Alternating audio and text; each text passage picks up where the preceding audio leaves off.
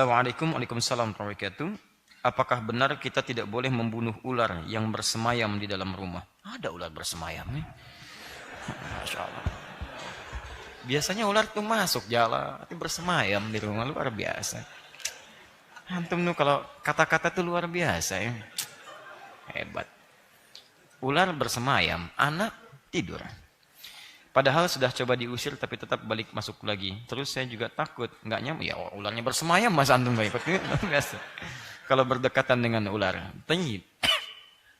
Hukum membunuh ular yang masuk ke rumah, ulama terbagi pada 4 pandangan. Baik. Pandangan itu karena ada beberapa turunan dalil-dalil termasuk hadis Nabi sallallahu alaihi wasallam, termasuk riwayat Muslim hadis 2236 yang memberikan beberapa pernyataan. Singkatnya, 4 pandangan itu. 1. Boleh membunuh ular dalam mazhab Hanafi ya, yang masuk ke rumah tanpa peringatan. Jadi begitu masuk dibunuh, itu dibolehkan. Pendapat pertama. Baik. Yang kedua, boleh membunuh ular yang masuk ke rumah tapi dengan catatan diberikan dulu peringatan.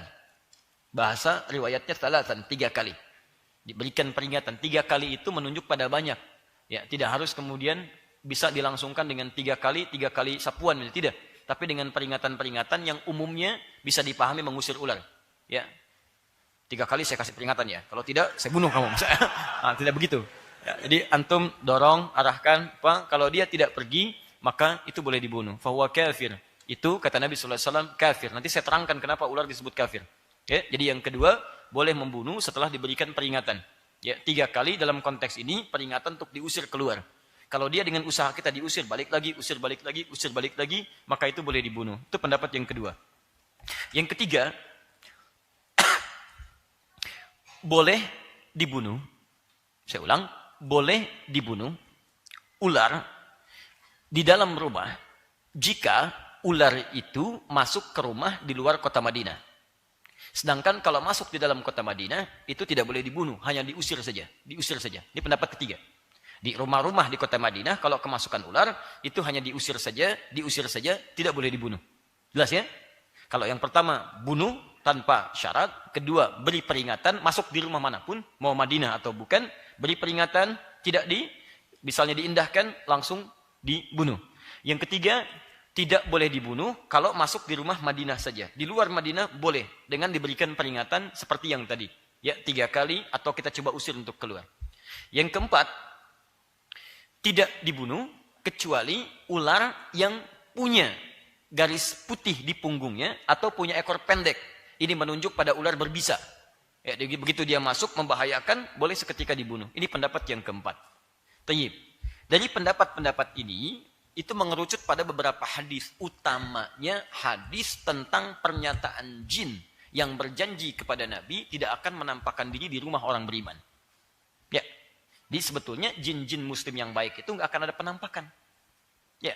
Jadi kalau antum sedang melihat penampakan-penampakan itu bukan jin muslim, karena jin muslim sudah berjanji pada Nabi sallallahu alaihi wasallam tidak menampakkan diri. Jelas ya? Dalam bentuk jin.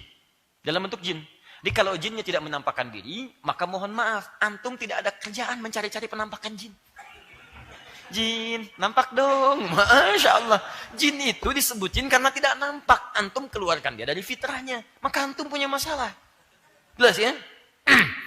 Maka dari sini teman-teman sekalian, jin itu ketika dia, awas hadit, ingat, bahkan ada surah tentang jin, surah Al-Jin, surah ke-72, ada Al-Jin. Lihat, bahkan jin mendengarkan Al-Quran. Jin bisa hadir ke rumah antum, bisa. Di rumah saya juga ada. Bisa datang ke rumah saya, ke rumah antum ada.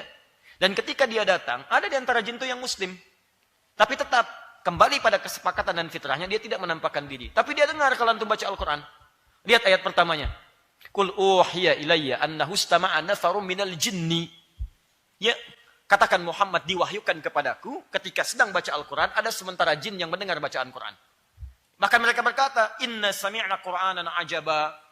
Kepada teman-temannya, kita mendengar Quran yang sangat mengagumkan. Masya Allah, jin saja dengar Quran. Masa antum yang bukan jin gak mau dengar Quran? Jadi kalau ada manusia tidak mau mendengar Quran, dia lebih parah dibandingkan dengan jin. Jin aja dengar Quran. Jelas ya? Nah, yang paling menarik di sini, ada perjanjian tidak menampakkan diri. Maka dia kalau menampakkan bisa dalam wujud yang lain selain wujud jin. Di antaranya binatang, terlebih ular. Pernah kejadian di masa Nabi, seseorang kemudian menikah, pengantin baru. Begitu akan masuk ke rumahnya, si perempuannya keluar di luar rumah. Nah dulu, adat masyarakat dulu, kalau ada perempuan di luar rumah, maka ini menunjukkan perempuan itu punya perilaku yang tidak baik. Maka si suaminya langsung mengambil anak panah, ingin panah perempuan itu. Baik. Hati-hati ya, jangan salah paham di sini. Begitu kemudian ingin dilepaskan anak panah, si perempuan mengatakan, tahan sebentar. Ada sesuatu terjadi di rumah menyebabkan saya keluar. Bukan karena saya tidak baik. Baik, apa yang terjadi kemudian? Maka dilihat di dalam rumah ternyata di situ ada ular. Dipanahlah seketika. Suaminya masuk dipanah. Istrinya mengatakan, saya tidak tahu apakah suami saya membunuh ular duluan atau ular yang kemudian mematikan suami saya. Maka ketika keluar ternyata ularnya yang mati dipanah oleh suaminya.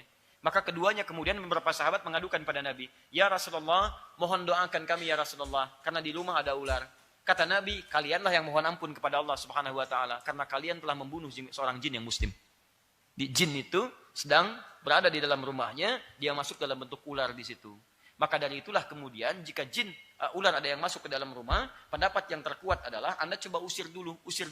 Jika dalam diusir dia tetap bertahan balik lagi, kata Nabi, fahuwa kafir. Itu mungkin kalaupun jin termasuk jin yang kafir. Tapi kalau misalnya ular-ular berbahaya seperti tadi, yang ada 2 putih di punggungnya atau berekor pendek menunjukkan yang sifatnya berbahaya, maka tidak usah pikirkan jin lagi. Dan gak usah ditanya, jin bukan, ayo jin bukan. Udah begitu tanya, antum dipatok gitu kan. Paham ya? Daripada membahayakan, langsung eksekusi. Seketika selesai. Jelas ya? Baik. Allah Ta'ala alam bisawab.